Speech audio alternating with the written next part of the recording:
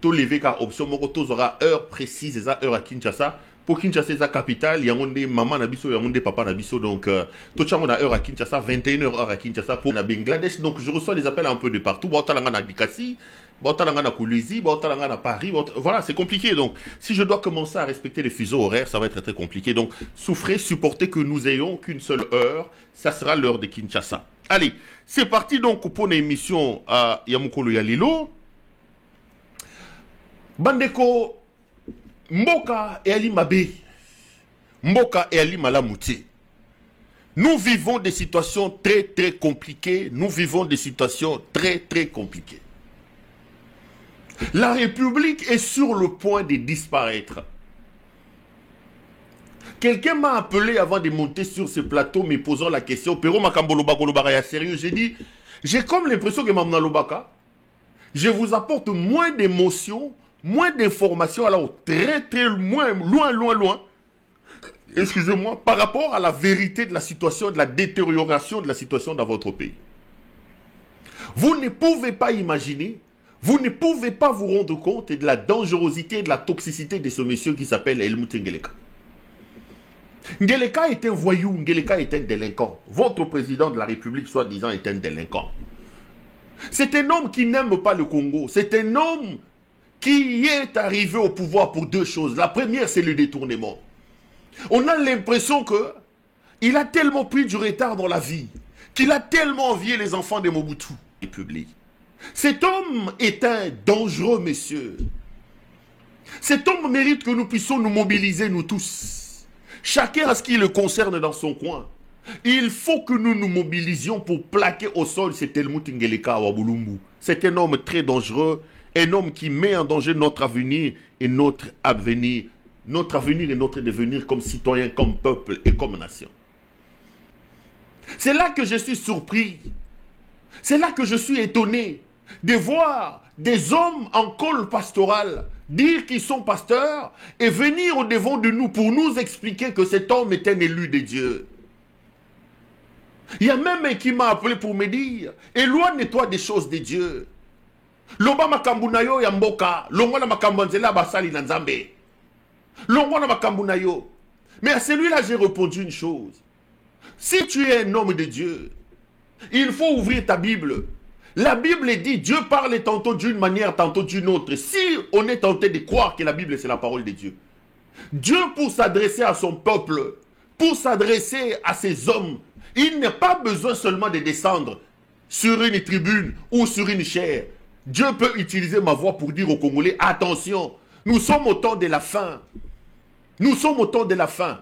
Et au temps de la fin, les escrocs en col pastoral sortiront de partout.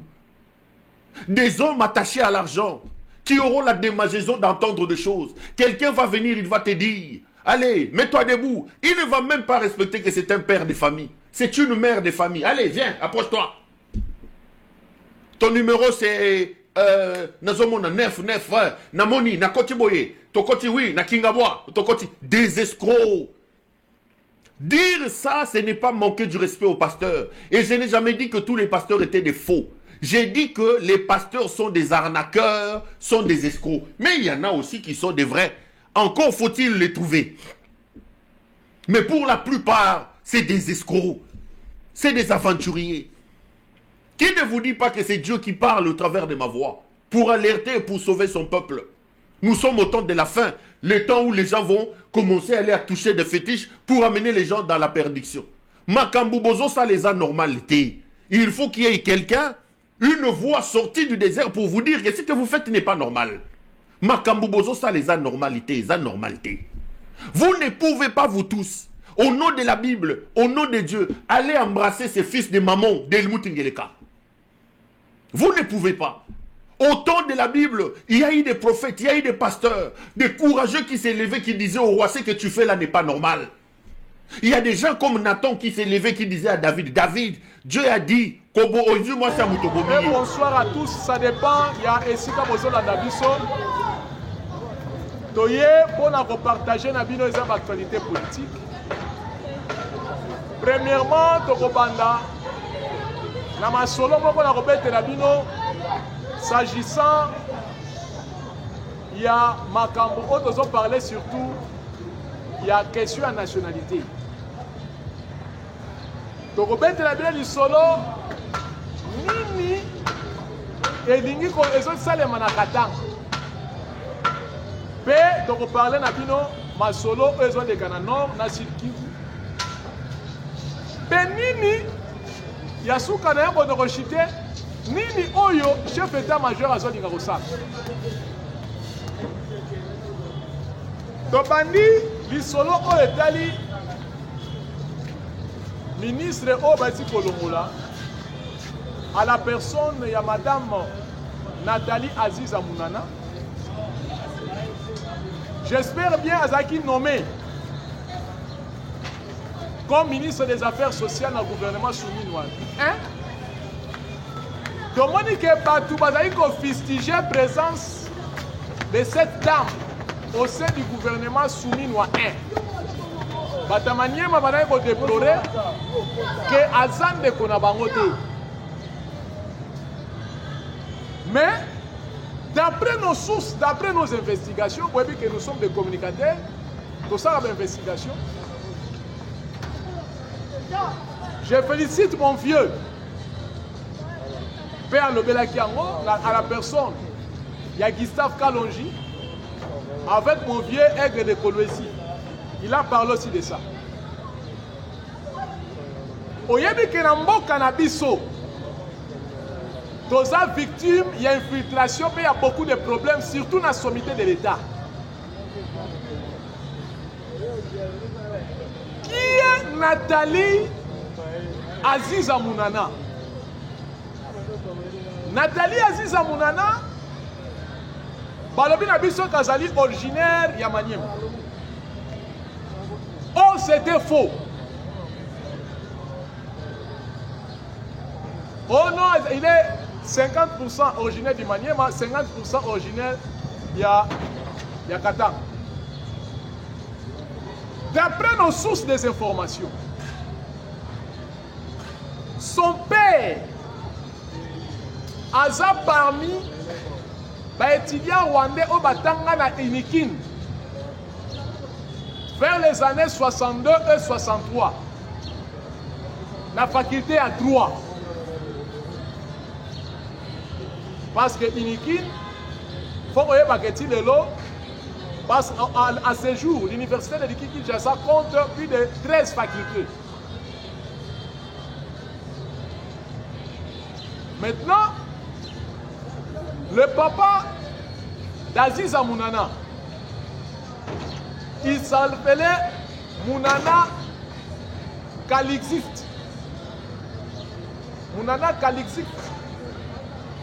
Donc c'est ça le nom du papa de Aziza Mounana. Aza Moutoyo, Asaki, Ataraki Tina niveau à titre de licence. Répertorié comme na palmarès,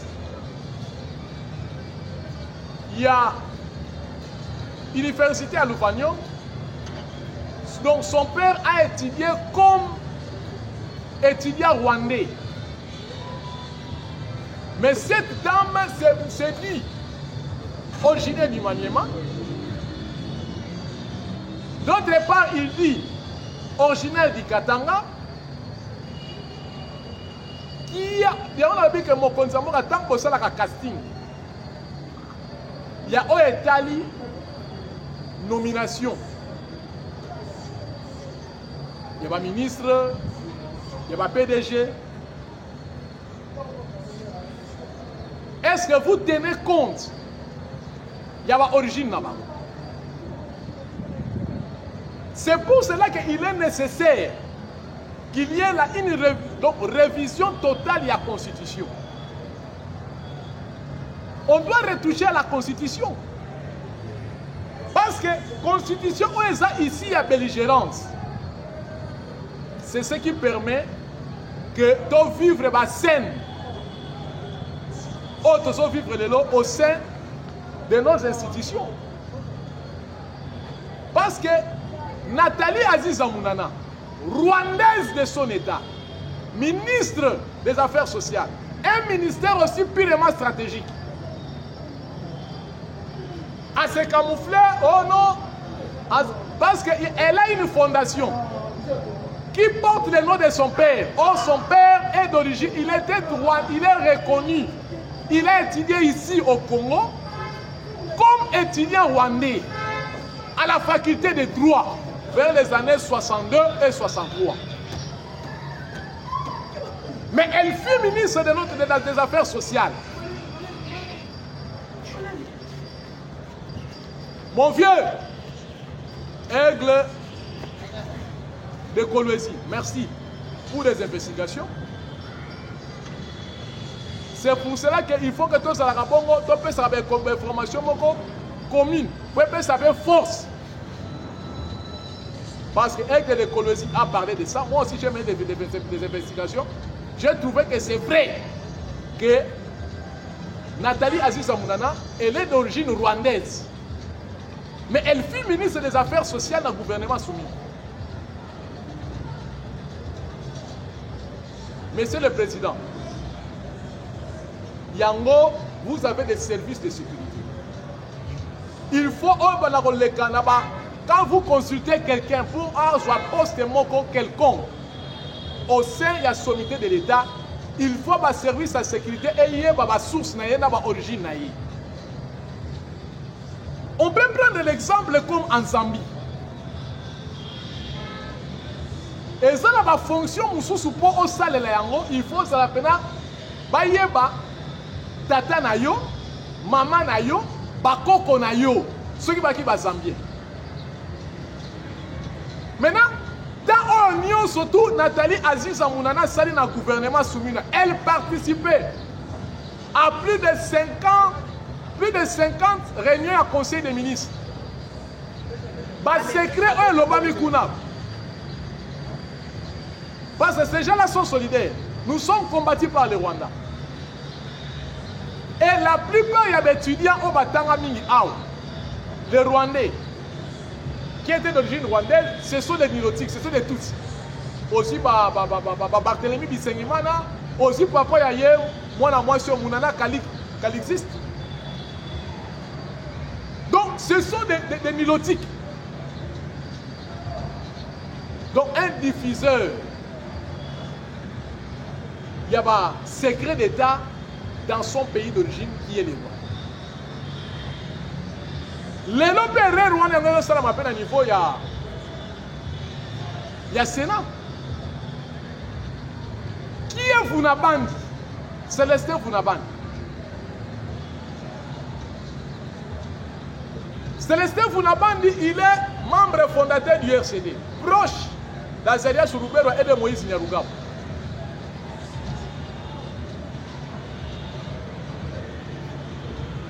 Azaria Surubero, bangonde bazaba initiateur, ba élément moteur. Yende mutaza financeur. Azora ba kosala ba collecte de fonds pour financer le groupe armé dans la nation qui vous na plateau de fils.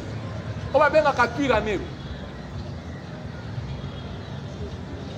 Il y a encore un autre groupe armé dans les Sud Kivu qu'on appelle Gomignon. Il y a encore un autre groupe armé de Moïse Nyarugabo qu'on appelle Sardine.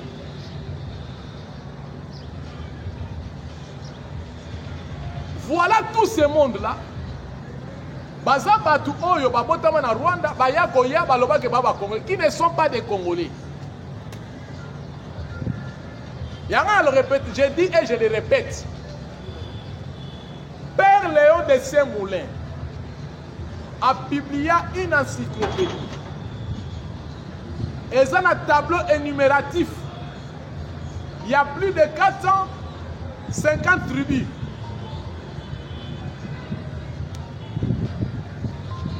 Dans les 450 tribus, vous ne trouverez nulle part la tribu Banyamulenge. La tribu Banyamulenge a vu les jours en 1977 pour faire une différence entre les Banyarwacha et les rwandophones vivant dans les sites Kivu. Qui a donné le nom de Banyamulenge? C'est le papa d'Alexis Guizaro. L'ancien ministre de l'ITPR et maintenant l'actuel ministre de l'urbanisme. Aujourd'hui, on parle que Guizaro, à Kota, Azan à côté IDPS. C'est pour cela que nous avons réveillé l'autorité. Il y a un parti présidentiel. Il y avait un candidat député. Lors il y avait une élection récente. Na Combo, il y a Seguiobo. Seguiobo, candidat député pour le compte de l'IDPS, aujourd'hui membre du M23. Donc c'est-à-dire, à quel penchant, il y a un pays d'origine, parce que M23, RCD, CNDP, c'est toujours la même chose. Alors, maintenant là, nous sommes infiltrés dans l'armée, dans les services de renseignement, nous sommes toujours infiltrés dans l'entreprise publique, surtout dans les services de sécurité, même devant même la police, même l'armée, nous n'en parlons même pas. Surtout il y a un brassage, et ça, il y a un 1+4, brassage, il y a un moment, il y a CNDP, puis brassage, c'est en 2013. Maintenant, ces gens-là voulaient encore créer un foyer de tension pour pas créer ce brassage. Maintenant, ils sont bloqués. Parce qu'il y a une loi votée au Parlement en novembre 2022 où ils ont interdit le brassage dans le mixage. Donc, Bandeko, ce sont des choses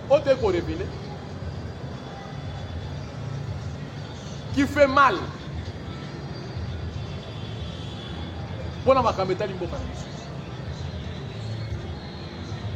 pas proche de Zaria Soulbero, mais il y a une responsabilité au niveau ECOFIN et Sénat. Mais vous n'avez pas dit là, il est en train de solliciter un ancien conseiller juridique. Si il y a un papier Lembisa,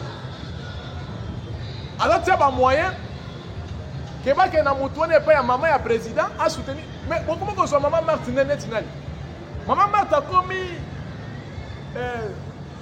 donc élément distrayant, comme il jouait c'est la maman du président, c'est la femme du Sphinx. Papier Lembisa, maman Marthe quand il y a papier Lembisa, c'est un plan. Oh yo bazon ngaba tia ba inciter au soutenir le directeur cabinet ministre ITPR John Banza. Pour que Moutoua soit commis, il va bloquer le dossier. Quelque chose qu'on ne peut pas compromettre, qu'on ne peut pas accepter. Qui a bout là, qui n'est pas le maman Marthe. Mais voilà aujourd'hui ce que Kiabou était en train de faire contre votre fils, qui est le président de la République. Maman, tu es notre maman, maman Marthe. Aux filles, on m'appelle Mingi. Mais cette fois-ci, on a boyi. Quand il y a un sous tout maman soutenir mon tubois sur fonction. Non, maman, quand il y a le bon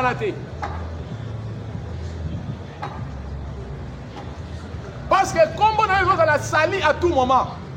Quand maman Marthe vous soutenir, maman va finir dans ma camusou sur éviter. Batumusu basoye la yo kuna pour passer touche. Vous êtes la femme du Sphinx. Notre papa, le docteur Etienne Tshisekedi, l'homme qui a combattu les antivaleurs, maman, koyamba kalisu sumutute na limete pour na makambete li bêtise. Soyez bien lié au moutouloma que nga na sala sous politique te âge na nga ici côté na koli. Muda sala ka politique mo konzi mboka ezande ko na bino Félix. Point barre. Pour maman yo sa mo konzi mboka te. Yo ça dit maman ya mo konzi. Yo zana kaka pona kosambela pona biso bana yo. Tozala malamu, mboka tambola malamu. Batika kopesa mutu pasi mama. Batika koyela makambo ya kodimiso na libulu. Oza mwasi ya mutu aleki na lokumu na mboka oyo. Etienne Tshisekedi akote na mitema ya batu. Malgré kondo atika biso. Mais mama, yo lelo ozaki mopanzi na ye. Balatisa yo busoba ya miyibi te. Tikala kaka na statut o mobali na yo azalaki nango oyo di papa na biso.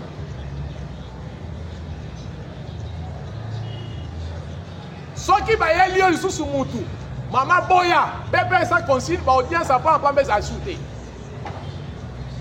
Eloko to ko senga no mama yango. Qui est vous n'avez vous n'avez les années. On a repéré à Rolinga Baba cité bâti maman aux appels na âge na zawana et ce âge poussani. Yo zana pona ko sambela. Pe papa na biso azalaka ambassadeur, papa na biso azalaka premier ministre, papa na biso azalaka pe ministre d'état, papa na biso azalaka PDG assumé ba fonction ya minene na mboko. Po mama ndeko zawana azalaka pe na tine ya mbongo ya motote. Ozape moninga ya motote. Yo za ndeko komi wana oza mama de référence. Oza mama oyo esengeli obana kobondela po kimia ya nzambe za na yo o vivre tant mulai o mona pe gloire ya mboka na biso ndenge ko bonga de mboka na biso ko zwa di ko zwa elan parce que bitumba oyo konde Etienne Tshisekedi abundela mboko ezwa transformation za redressement équilibre makambo bavingi bayela yo kono mama mutu boye aye na enveloppe boye mama kolingelo ko wana te kokota pe na buzoba wana te mama.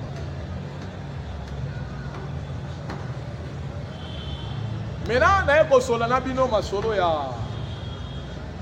Est ya République démocratique du Congo. Mokonzi ya mboka fo fongola misu. Butembo, Beni, Lubero à danger. Pourquoi na lobi bongo?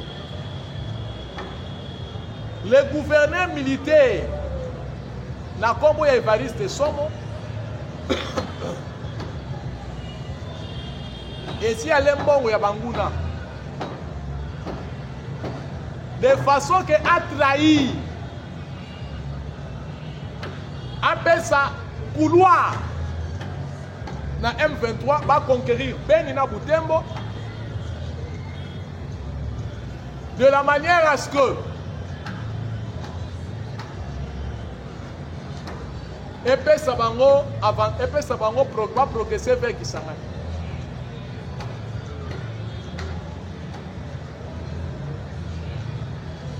Donc epesa bango moyen à progresser vers Kisangani.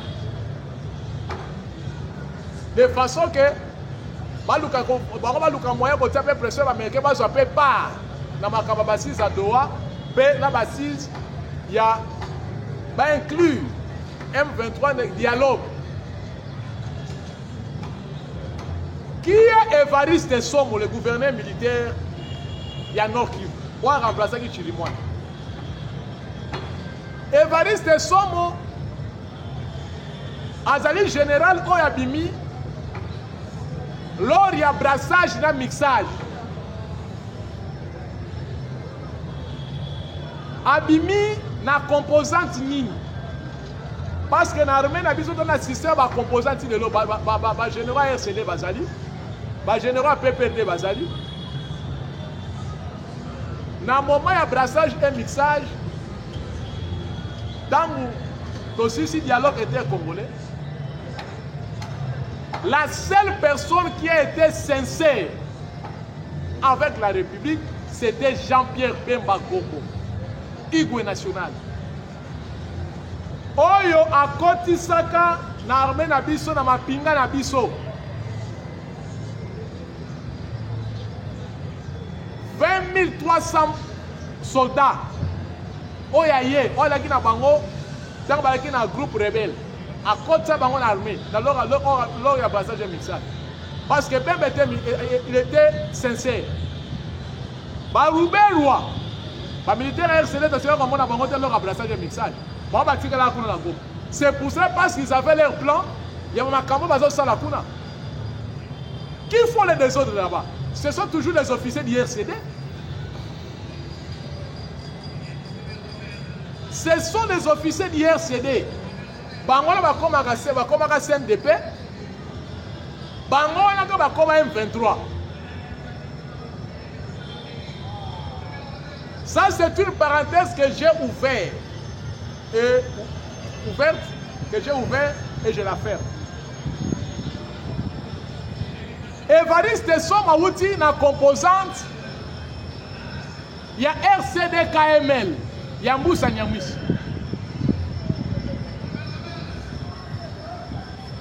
Or, Moussa Nyamwisi travaille toujours pour les comptes de l'Ouganda. Il y a un moni ba tweet, il y a moi dans Museveni que nos proches, bientôt ils seront à Kisangani.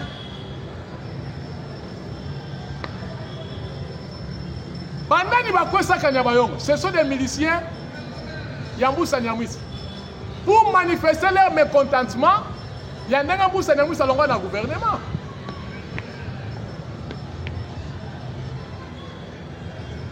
Mon compte Yambok a fongo la mise. Balima Banabilok a retraite stratégique dans Lubero. Ce qui Lubero est quoi? Ben Yegokoya, Boutembo Beokoya. Parce que Évariste Somo est en connivence avec Hippolyte Kanambe. Il y a un autre l'ensemble là. Il y a une autorité à Nengenini. Obolula Kanyaka. Obolula Misolo. L'armée est nationale. Mais le lobby Bolinga a des ordres à Ranambo Kanabiso. Pour la ligne. C'est pour cela que nous dénonçons. Tous ceux qui dénoncent, tous ceux qui mettent à CD. Évariste Somo, c'était dangereux. Il y a un autre solo balissus. Mon compte a retiré confiance, c'est pas chef d'état-major.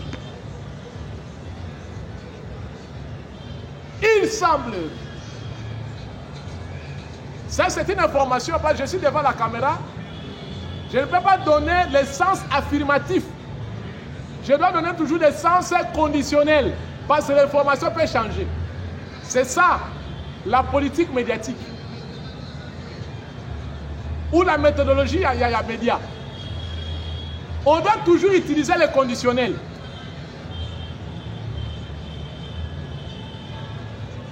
Il semblerait que Gilles Banza, le chef d'état-major général, Azali Koïsen fait la réunion. Alors que ça va rassemblement de militaires dans la résidence. Et si dans la résidence, il y a ma campagne, alors que ça va bambon. Si qu'on faut que les bambon, on a des soldats. Bon, on a des wapi. Mais bambon, on a des cabolésés à Nini.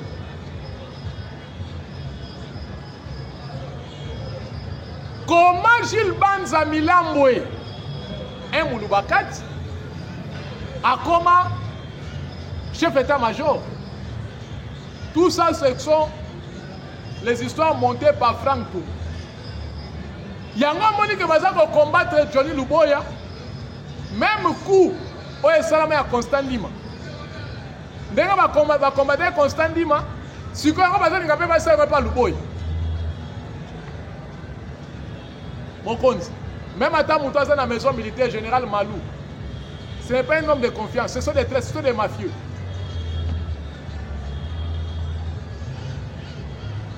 Mon compte, Lucas Bateau est digne de foi.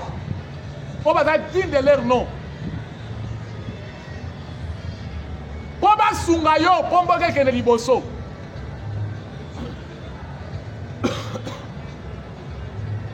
Parce que c'est grave. mboke kotambola ndenge nini mampinga ya ndenge nini ezalaka toujours repli stratégique repli stratégique mais mboke eza kokende mais enfin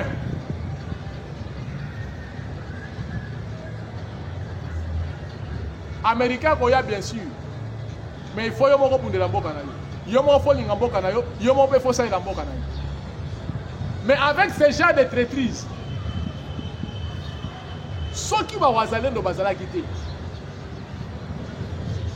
bato bazala ni centre d'instruction bazala ni académie militaire mais ils sont en train de faire des choses plus que même bato bazala l'académie militaire c'est la honte oya biso ba généraux spécialistes na abandon de poste spécialistes na fuite devant l'ennemi et spécialiste en la trahison. Pourquoi? Parce que bazonga kaka na système la bango ya mafia. Maintenant na front, bambongo ya basoda ekomaka normal te. Ekomaka te. Nous avons les informations. Si les $500, vous avez ce basoda 350, ça fait au moins plus de 6 mois. basoda baza kolela onde kolobela biso siko mokonzi mboka na nyonso pourquoi oza trop passif oza trop passif nazoloba ye tant que kulutu na ngai mokonzi na ngai il faut naloba boye po réveiller yo population ezokufa osoki tolobi te mboka ekokende